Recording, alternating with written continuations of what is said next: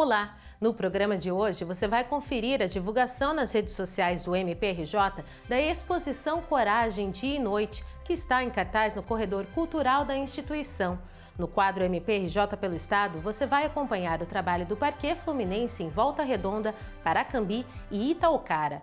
O promotor de justiça, Ian Potts, vai explicar a denúncia oferecida pelo MPRJ contra 9 pessoas envolvidas em tortura de adolescente no município de Volta Redonda. A promotora de justiça, Karen Vilade, vai comentar a operação realizada contra vereador de Paracambi, acusado de mandar matar opositor político. E o promotor de justiça, Marcos Davidovich, vai contar detalhes sobre a atuação do MPRJ para prender estelionatário em Itaocara. Já no quadro Juridiquês, aprenda o significado de amicus curiae. Está no ar para todo o Brasil o MP Cidadão. É o Ministério Público mais perto de você. Considerando a importância da valorização de manifestações culturais e artísticas, o MPRJ possui o Corredor Cultural, que é um espaço localizado no edifício sede da instituição destinado a exposições artísticas e eventos literários e culturais. E para jogar luz sobre o problema da fome no Brasil, a exposição Coragem Dia e Noite estará em cartaz no local até o dia 3 de agosto. Acompanhe agora a divulgação da exposição do artista plástico Márcio de Carvalho nas redes sociais da instituição.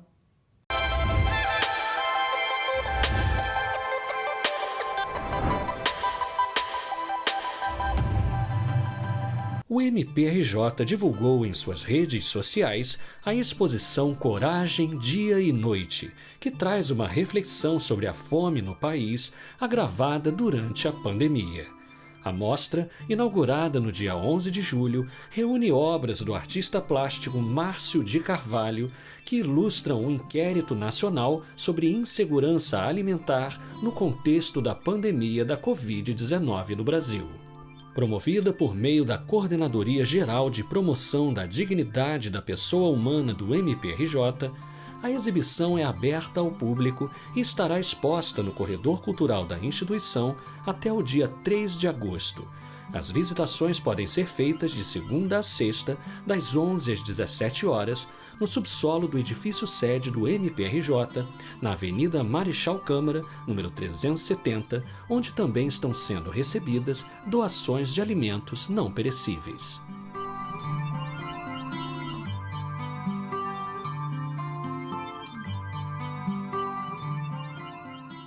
O quadro MPRJ pelo Estado te deixa informado sobre a atuação de promotores e procuradores de justiça nos municípios fluminenses. Hoje você vai acompanhar o trabalho realizado em Volta Redonda, Paracambi e Itaocara. Primeiro, vamos acompanhar a denúncia oferecida pela Promotoria de Justiça de Investigação Penal de Volta Redonda contra 9 pessoas envolvidas em tortura de adolescente. O crime, que ocorreu em maio deste ano, foi filmado pelos criminosos e divulgado nas redes sociais. Acompanhe.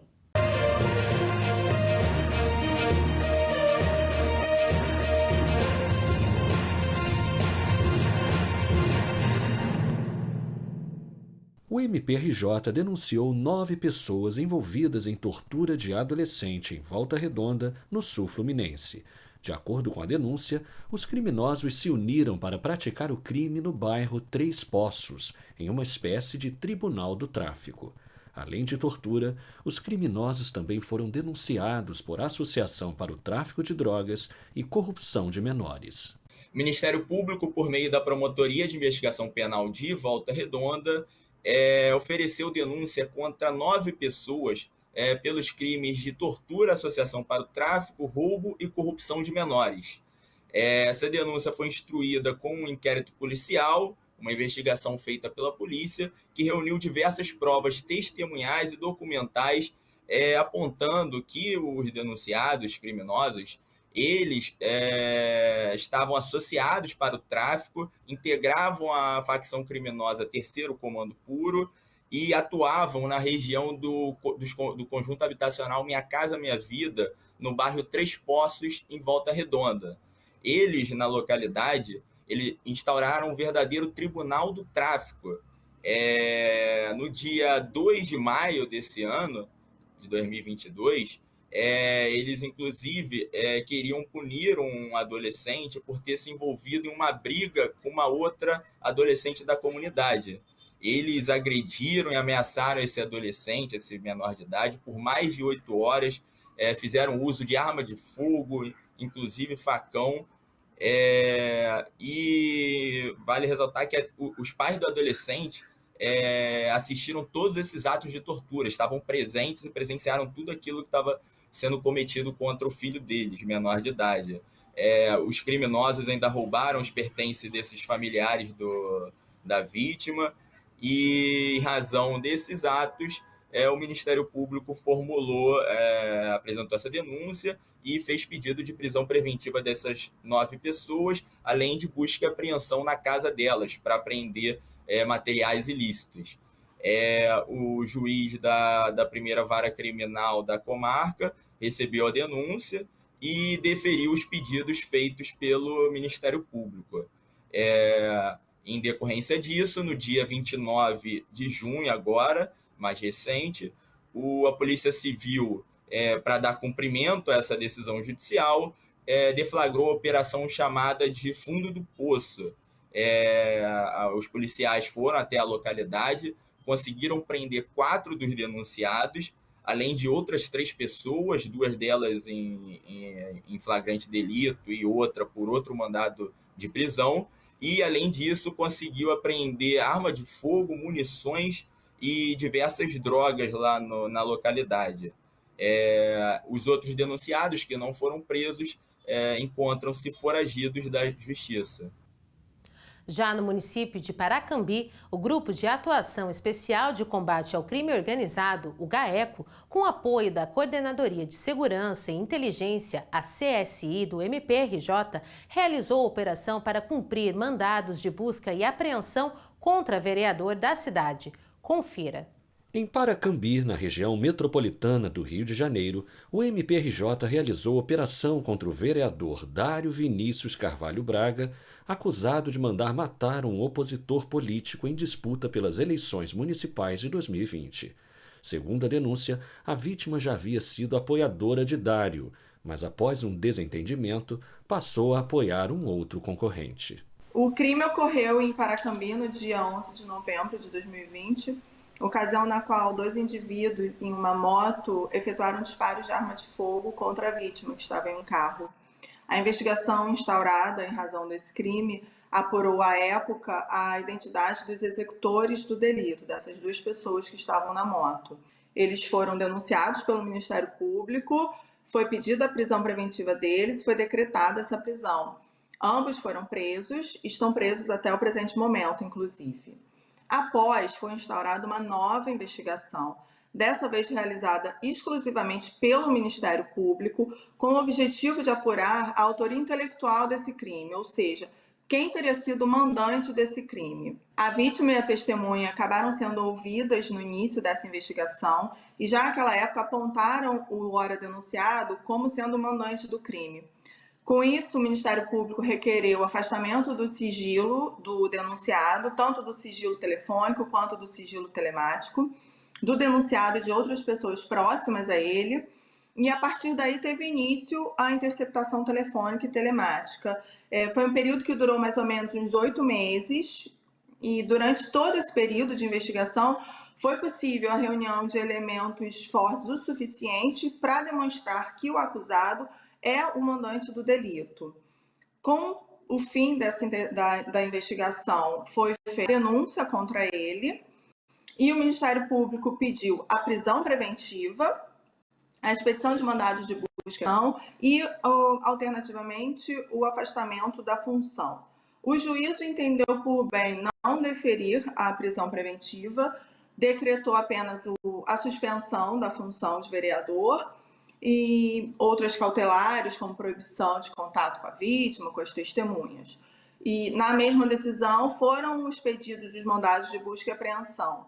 No total, foram 8 mandados expedidos e cumpridos pelo Ministério Público, em endereços ligados ao denunciado, inclusive na Câmara de Vereadores de Paracambi.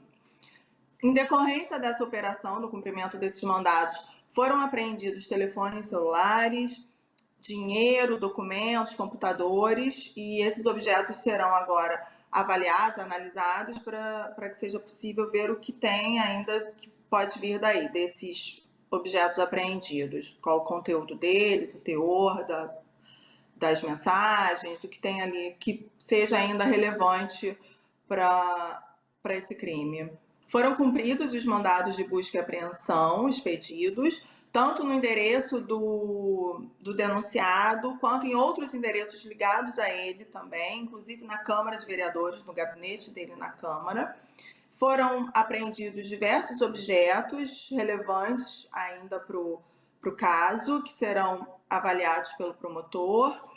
E a partir daí, agora, o que vai ser feito, como a prisão não foi decretada, vai haver um recurso do Ministério Público buscando a decretação da prisão preventiva, porque há elementos, sim, suficientes que mostram que a prisão dele é necessária.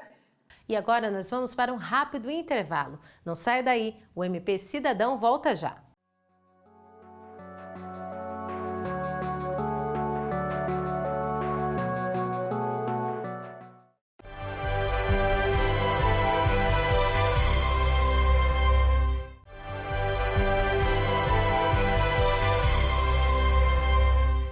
O MP Cidadão está de volta. E agora nós vamos continuar acompanhando o quadro MPRJ pelo Estado para mostrar a atuação da Promotoria de Justiça de Itaocara contra um estelionatário que estava aplicando golpe em beneficiários do INSS. As vítimas, acreditando ter dinheiro a receber, forneciam a senha e o cartão das respectivas contas. O criminoso conseguia fazer empréstimos consignados nos benefícios das vítimas e sacar os valores. Para dar uma falsa sensação de que o dinheiro seria devolvido, o denunciado pagava quantias menores às vítimas. No entanto, esse dinheiro vinha de empréstimos de outros idosos. Entenda o caso. Em Itaocara, no noroeste do estado do Rio de Janeiro, o MPRJ realizou operação em parceria com a Polícia Civil que prendeu o estelionatário Matheus Figueiredo Abudzi, acusado de aplicar golpes em beneficiários do INSS. A apuração revelou que mais de 100 pessoas foram vítimas do criminoso em Itaocara e outros municípios da região. Bom, então, na quarta-feira passada, nós fizemos uma operação, né? E tinha como alvo um sujeito que mora em Itaocara e que havia muitas denúncias no sentido de que ele estaria cometendo estelionato contra idosos, né?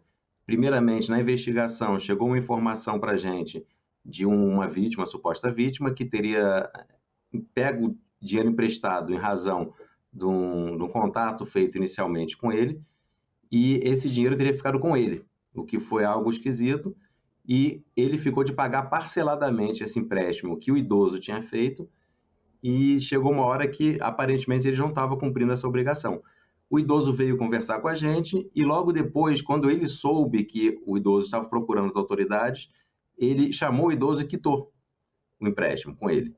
E aí, em razão disso, o idoso nos procurou novamente. Como é o crime de estelionato, ele depende de representação, ele disse que queria tirar a representação, porque havia resolvido o problema. A gente achou um pouco esquisito e, nesse caso específico, o idoso tinha mais de 70 anos. Então, no caso de estelionato para idoso com mais de 70 anos, a ação penal é pública, incondicionada, então não cabe retratação da representação. Mas eu nem falei isso com ele, eu simplesmente chamei aqui o Matheus Abud, né, que era o nosso suspeito, e conversei com ele para tentar me explicar o que tinha acontecido. Ele foi ao Ministério Público, ele prestou depoimento, ele tentou explicar o que tinha acontecido, falou que era um equívoco, e, bom, eu disse para ele que talvez aquilo seria arquivado, que eu ia analisar a situação, enfim, ele saiu de lá prestando alguns esclarecimentos. Só que como eu fiquei com essa questão na cabeça, eu preferi aprofundar um pouco mais a investigação, e a gente fez a denúncia com base nas vítimas que a gente já tinha, que já tinha apresentado documentação, que eram 7 vítimas no momento, né? E já fiz a denúncia pedindo a prisão preventiva do denunciado, agora denunciado, né? Fomos cumprir o mandado de busca e apreensão no escritório dele, que ficava em cima da casa dele. Chegando lá, nós vimos que era um escritório bem simples, com pouco, não tinha armário praticamente, só tinha a mesa dele. Ele mesmo não tinha um computador, a secretária dele tinha um computador. Tinha 6 pessoas no local quando nós chegamos, né? Chegamos cedo. E tinham 6 pessoas que disseram que tinham acabado de ser contratados para trabalhar para ele. as pessoas disseram que não sabiam muito bem o que ele fazia, que simplesmente preenchiam um cadastro e não sabia qual era o objeto do negócio em si. Ele não estava no local na hora, mas nós pedimos para que ele fosse para acompanhar a busca, né? Ao chegar no local, ele tentou explicar para a gente o que era o negócio mais uma vez. A gente tinha tentado uma vez comigo, mas ele tentou novamente explicar. Nessa vez eu e o delegado escutamos ele e não fecha, a conta não fechava, né? Então ele trazia informações, a gente rebatia, perguntava de onde é que vinha o dinheiro, ele não conseguia se explicar da forma devida, e aí nós entendemos que realmente aquilo era uma situação de pirâmide, que ele estava montando lá, uma pirâmide financeira, onde ele pegava o empréstimo de alguns idosos e aquilo estava se espalhando pela cidade, que era bom, né? Então os idosos tinham conhecimento de que ele fazia uma operação que ninguém sabia muito bem o que era, a operação de crédito, mas que no final das contas os idosos eram beneficiados. E quando fomos analisar um pouco mais a fundo, nós percebemos que, na verdade, ele pegava um empréstimo consignado do INSS com os idosos, se apropriava desses valores, né, e pagava parceladamente para os idosos um valor bem inferior ao empréstimo, dizendo que aquilo era uma revisão de benefício que ele tinha conseguido, ou então que era um fundo especial do INSS que tinha sido, que ele tinha liberado dinheiro para eles, né, cobria a parcela do empréstimo mensal e mais um pouco em razão desse suposto aumento do benefício. Só que esse dinheiro que ele pagava os idosos, eles vinham dos próprios empréstimos feitos por outros idosos. Quer dizer, ele estava numa situação de pirâmide, realmente, né? Ele ia entrando muita gente para fazer novos negócios com ele. Em razão disso, ele conseguia muito dinheiro e com esse dinheiro ele ia pagando. Alguma hora a conta não vai fechar e ele ia provavelmente sair daquela situação e deixar os idosos com os empréstimos consignados pendentes e sem resolver a situação. Então, essa foi uma situação que exigiu a nossa atuação pronta, né, imediata, para evitar, para estancar essa sangria, né? É importante deixar claro aqui também o seguinte: o escritório dele não tinha quase nada, era um escritório bem simples, e nós não conseguimos localizar esse dinheiro. Até o momento, a gente não localizou esse dinheiro, né? A quebra de sigilo bancário está em andamento, ainda não foi finalizada. Quando estivemos com ele, pedimos a informação sobre de onde vinham esses recursos. Ele simplesmente falava que vinha de investimentos, mas não dizia onde estão esses investimentos, né? Pedimos a conta bancária dele para saber exatamente de qual conta saíam esses valores. Ele falava que prefere não dizer, né? Então ele usou o direito ao silêncio dele nessa oportunidade, que foi respeitado, né? Mas isso inviabiliza a nossa localização desses recursos de forma rápida. Inclusive, hoje, a defesa dele pediu a revogação da prisão preventiva, né? Alegando que não haveria motivos para deixar ele preso, que ele se comprometeria a não fazer mais qualquer operação de crédito. Só que nos parece o seguinte: como nós não temos sequer a localização desses recursos, né? E pela conversa que nós tivemos com ele, aparentemente ele é uma pessoa que entende de investimentos, existe até mesmo um receio que ele possa ter colocado uma parte desse dinheiro em criptomoeda. E ele solto, ele consegue transferir esses valores sem que a gente consiga rastrear. Então, para garantir a instrução criminal, para garantir que haja o ressarcimento devido, nós nos manifestamos pela manutenção da prisão preventiva, ao menos enquanto nós conseguimos mapear esses recursos todos, né? A denúncia foi feita em face do Matheus, né, que era o nosso principal suspeito, e nós identificamos uma suspeita também, que seria uma assessora dele, que iria junto com os idosos até o banco para fazer esses saques. Só foi pedida a prisão do Matheus e não da secretária, porque a gente queria saber até onde ela estava envolvida na situação, né? Apesar dela dar o suporte material para ele, o que justificaria a denúncia também dela, sem ele estando presente, dificilmente ela continuaria a operar. Então, a gente não pediu a prisão dela no primeiro momento, nós pedimos a concessão de medidas cautelares diversas da prisão, impedindo ela de entrar no escritório e de se comunicar com as vítimas. Então, agora que o Ministério Público já deflagrou a ação penal, o que é importante é que aquelas pessoas que tenham feito qualquer tipo de contratação com o denunciado entrem em contato com o Ministério Público para que a gente possa ter a dimensão exata do tamanho do dano e possa fazer os aditamentos necessários na ação penal para que eles possam ser ressarcidos, né? Amicus curiae é uma modalidade de intervenção prevista no artigo 138 do Código de Processo Civil Brasileiro. Mas você sabe o que essa expressão em latim significa? Aprenda no quadro Juridiquês. A Associação Juízes para a Democracia quer ser amicus curiae em processo no Supremo sobre caso da Boate Kiss. Fonte Consultor Jurídico, 5 de janeiro de 2022. Amicus curiae. Você sabe o que significa? Amicus curiae é uma expressão em latim que significa amigo do tribunal, utilizada para designar terceiro que não é parte do processo, mas que vem auxiliar o tribunal por provocação ou voluntariamente, fornecendo subsídios que possam contribuir para o julgamento da causa. Conheça as expressões usadas no meio jurídico.